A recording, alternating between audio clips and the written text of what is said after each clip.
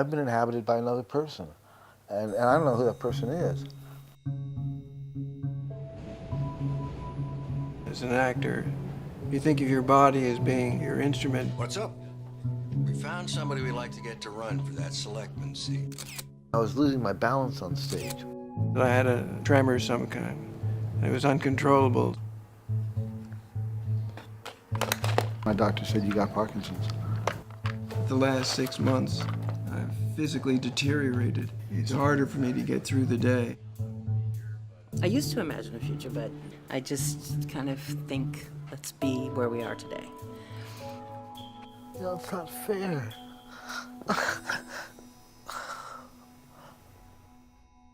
I was reading Endgame one night.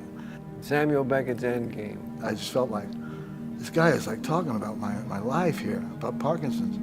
This play calls for inventiveness and some kind of alertness. I can't control my body or my voice. Can you hear me? Yes? Our hearing hasn't failed. What? Our hearing!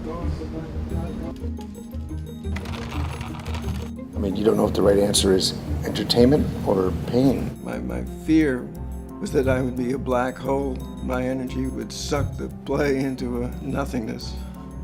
You know, the night we perform, I may be completely mushmouth. Fine. Audiences change the whole equation.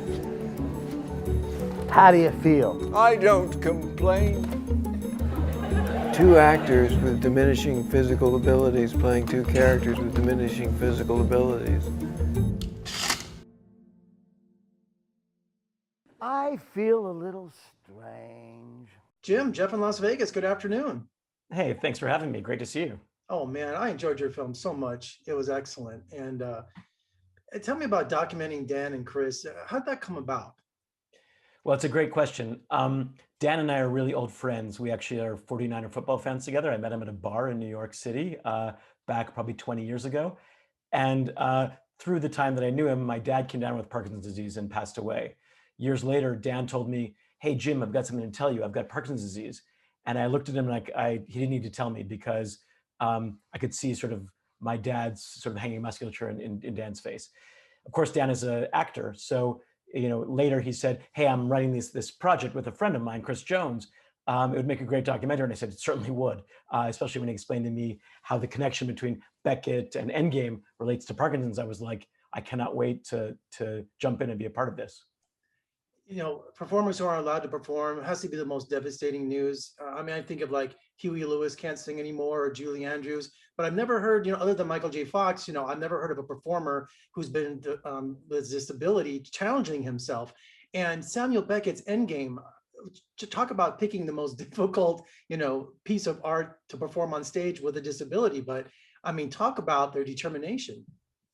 Sure. I mean, it's certainly clear that these guys wanted to be at the top of their games when they took this on, and they knew that they were deteriorating, and so they felt like they had to do this and do it now. They also wanted to do it really, really well. The thing about choosing Beckett's Endgame, as you point out, it's a two-hander. It literally is two guys on stage for basically the entire 90-minute run of this play.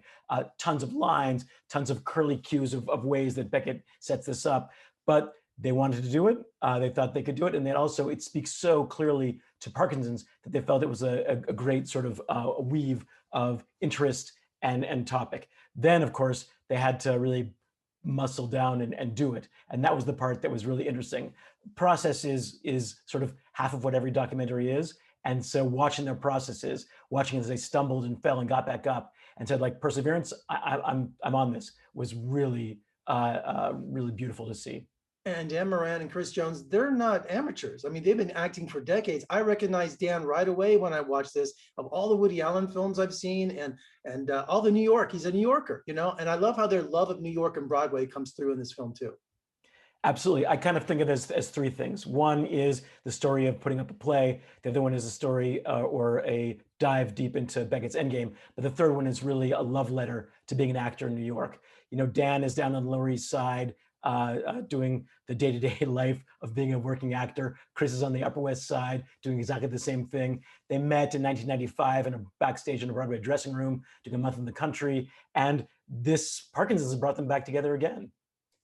And I love they were surrounded by family and friends. The love and support was overwhelming. Yeah, I think that's right. The only way to do this is the only way to both be an actor in the city as well as be live with Parkinson's is to have support. It's clear that their families do take this, or their caregivers take their responses to this in very, very different ways, which I think is really exciting and interesting. And it also shows, as someone says in the movie, that it's not all about like sunshine and brightness and smiles all the time. Sometimes it's really, really hard.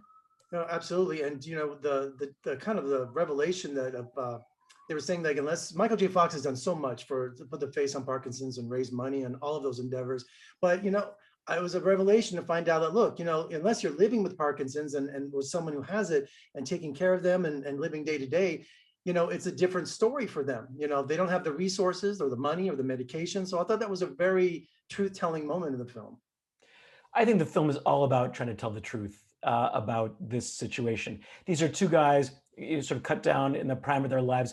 The thing about Parkinson's, you point out, is that it's kind of like a Greek tragedy. It steals exactly what makes their lives click and these careers that they've had for 30 years each.